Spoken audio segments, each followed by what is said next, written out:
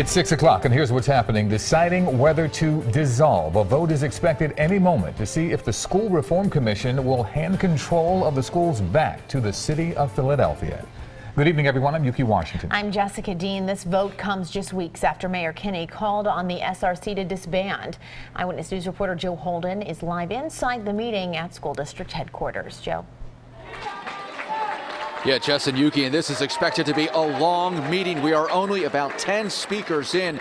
There are 50-some speakers on the list, each given 3 minutes, so there could be another 2 hours of listening to members of the public. Right now, they are hammering the School Reform Commission on allegations of more than 16 years of mismanagement.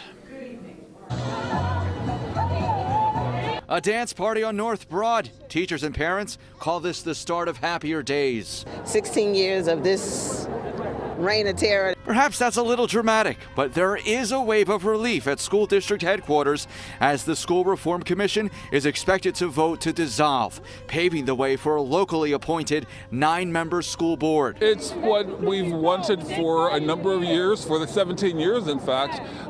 I believe that the takeover of the school district of Philadelphia was wrong initially. The meeting to actually bring about the demise of the commission is moving along slowly. The hearing room is at capacity. It's Schadenfreude. And some have come out to relish in the moment, or misery as they put it. When I heard that they were disbanding, I was like, oh, I have to be here. Brian Steinberg, a former 12th grade teacher, says he quit the district to take up bartending. The last straw was not getting a raise for 5 years and them breaking numerous contractual agreements and everything.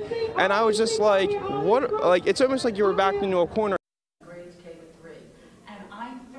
Okay, so at this point, members of the public, again, are talking to the School Reform Commission, basically backing up the city's position that they go away, that they take a vote to dissolve themselves. Now, the timeline for all of this would set up the dissolve vote comes tonight, and then in June, there would be appointments to a local school board that would then take the reins of the Philadelphia School District.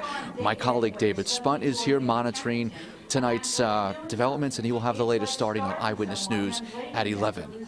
For now, live inside school district headquarters in the Spring Garden section of Philadelphia, Joe Holden, CBS 3 Eyewitness News. All right, Joe, thank you for that.